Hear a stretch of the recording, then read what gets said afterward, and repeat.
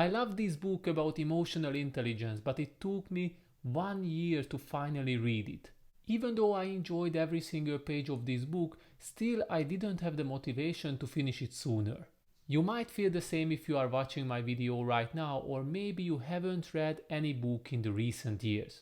How is it possible that everyone agrees that reading is one of the best activity what we can do, but somehow only a few people read regularly?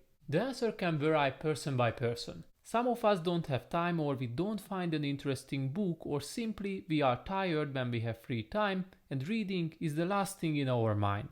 Despite the listed factors, you always have the opportunity to find some time and also motivation to finally start reading. In this video right now, I would like to share with you 4 science-based tips which finally helped me to start reading every single day in the last 2 years, and I am quite sure that these tips will be also beneficial for you. Now let's move to the first tip, but before we get into the details, please don't forget to show some support and subscribe to my channel and like this video. Take time to find the perfect book. Back in the days when I decided over and over again that I would like to read regularly, I always asked my friends what kind of book they recommend for me. This might be a good idea in the beginning, but not every time.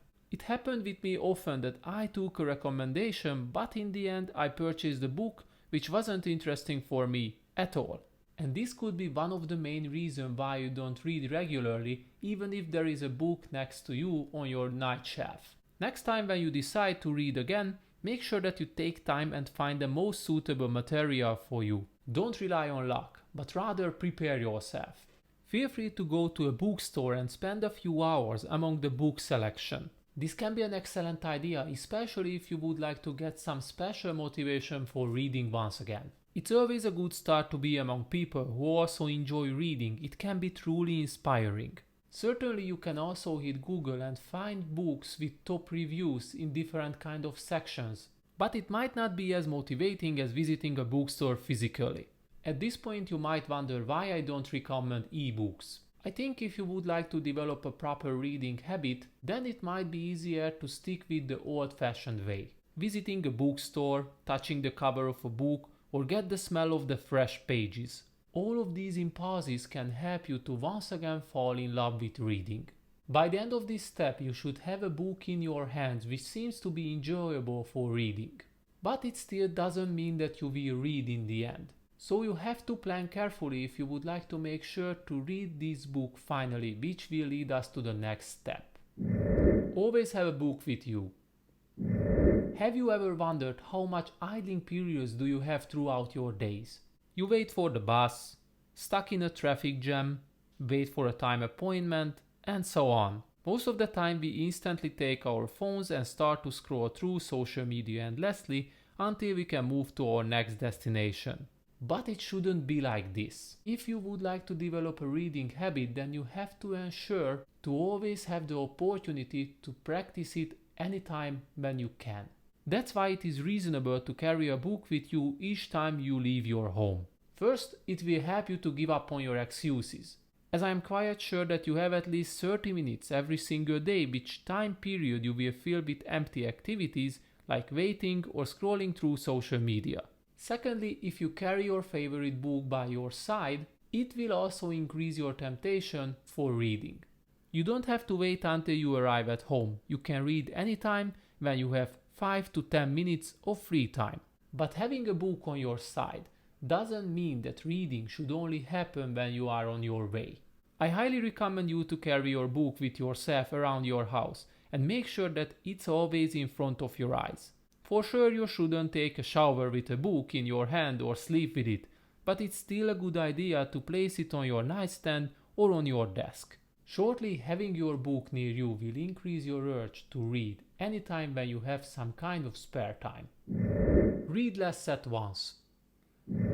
I clearly remember any time when I started reading again, I always made the same mistake in the past 10 years.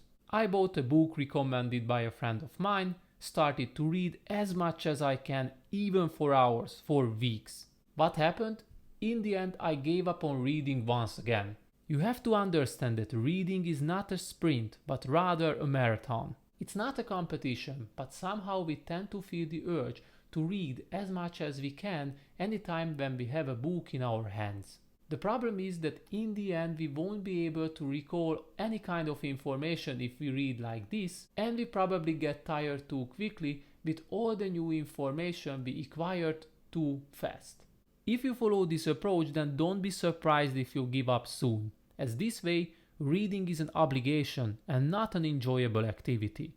It took me time to understand this, but after that I came up with a solution: read less at once. Nowadays I know it is not a problem if I can only read 5 minutes in a row, and you shouldn't worry about it too. Deciding to read an hour before even starting to read is not the right approach.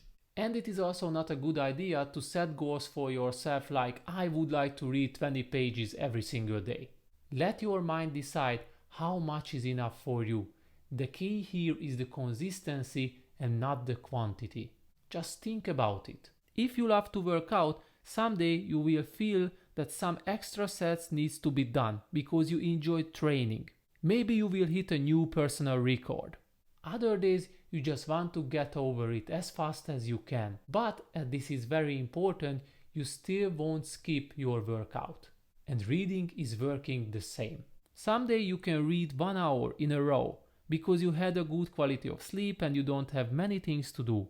Meanwhile, other days you don't feel the urge and you only read 5 minutes because you are a bit more nervous about some kind of deadline. Keep in mind that your current mood is highly affecting your reading ability. So if you want to read again, make sure that you won't care about the quantity, but rather to stay consistent. It's completely fine if you read sometimes only 10 minutes, but make sure that you won't skip this habit.